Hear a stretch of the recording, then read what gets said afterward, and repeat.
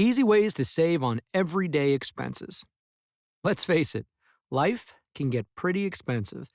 And we're not talking about nice to haves like vacations or fancy cars. No, we're talking basic stuff rent, groceries, even the upkeep on that 10-year-old minivan of yours. And it seems like things get pricier and pricier every year, don't they? I mean, most families used to have one phone bill, just one. Now, every member of the family needs a phone, maybe even your sixth grader. Oh, and they eat data like candy, right? Oh, and speaking of eating, let's talk about how much the cost of food has gone up over the years, right alongside with the cost of gas. So, what can you do about it? Well, a few small adjustments to your life can help you save more money. The good news is that you're in complete control of how much or how little you actually do, and any steps you take can affect your bottom line. Let's start at the supermarket. There are so many ways that you can save money on your shopping bill if you put a little effort into it. I mean, like anything else, having a game plan before you start can make a big difference in the outcome. That starts with the good old shopping list. Make one every time you go shopping. That way, you only get what you need and won't buy all those little extras you see along the way. You know what I mean. And switch to store brand groceries, because the private label foods are often 25% cheaper than name brands. Another good way to save is also one of the most obvious, clipping coupons. Yeah, start with coupons available in your Sunday newspaper right next to the funnies. But don't stop there, because there are many websites now that let you print coupons for free. There's a good list at the end of this video in the What to Do Next section. You'll save even more if you find a store that doubles coupons. And many times, stores will align their sales with the coupons in the paper at that time. So scan your local circulars. Oh, and don't forget to sign up for rewards programs either, from your bank or from the supermarket. Both can provide you with either discounts or cash back on the things you buy. There are many other small changes you can make that can save you a lot of money over time. Like the things you drink, for instance, can really add up. So instead of taking bottled water on the go with you, why not buy a filtered water bottle and fill it up with tap water instead? Little au naturel. That little change could mean hundreds of dollars back in your pocket over the course of a year. And what about those fancy coffee drinks you get every day? Skip the latte every morning and brew your own at home, and you could save over $700 throughout the year. You heard right, $700. And speaking of home brewing, what about home cooking? Cutting down on takeout food and restaurant meals can help you save significantly as well. So dust off those cookbooks, because cooking at home can save you hundreds a year, especially when you consider that the average family spends close to half of its food budget on meals away from home. Now, that's just the tip of the savings iceberg. Let's talk about ways for you to save big, really big, on your bills. Nowadays, everybody has cable, but its cost just seems to go up and up every year. According to smartmoney.com, the average monthly bill is around $86.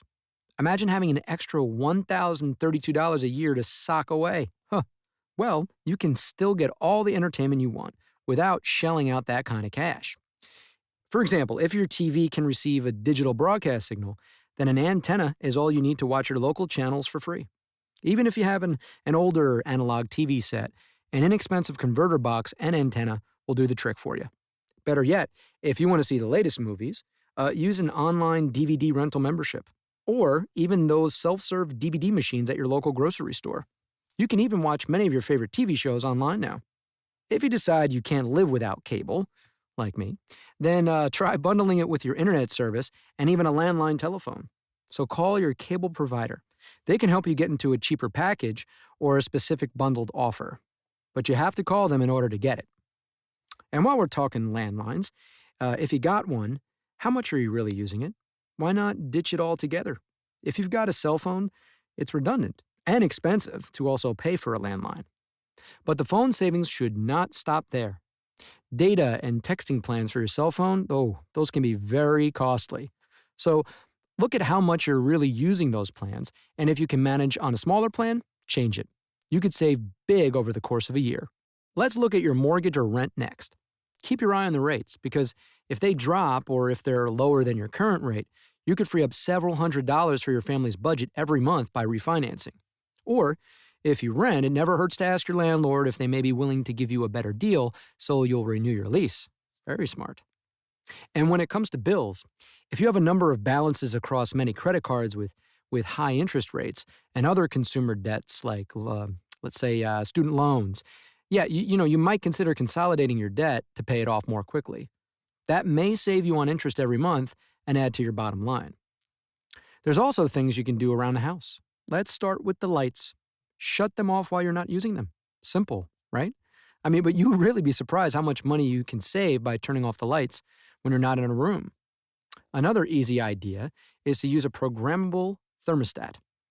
They're relatively easy to install, and they can also help you save significantly on your heating bill by lowering the temperature automatically while you're not home or asleep. And don't forget to live green. The average family spends $1,900 a year on energy bills. You can find other ways to save by doing a home energy audit using a free calculator developed by the Environmental Protection Agency's Energy Star program. Yes, you will find it at EnergyStar.gov. You'll benefit financially by switching up your entertainment rituals too. Matinees and early shows are always cheaper when going to the movies. Or sample that hot new restaurant in town during lunch hours, when menu prices tend to be less expensive instead of going for dinner. And while you're dining out, instead of ordering a soda or juice, why not ask for tap water? And if you drive to work, try carpooling or switch to public transportation. Bus and train commuters can save thousands of dollars per year over drivers. And sharing a ride can dramatically help you save because you're cutting gas costs, not to mention wear and tear bills. Also, it's green. Saving more money. It's something we all want to do more of, especially when you've got tips like this to get you started. Now, whether it's a simple change like making your own coffee or something requiring a little more effort like bundling your cable, phone, and internet services, when you get creative with your efforts to save, it can really pay off. So if you keep track of your progress with a budget, you might be surprised that the little changes you make along the way can help to fatten up your piggy bank. And really, what's better than a fat and happy piggy bank?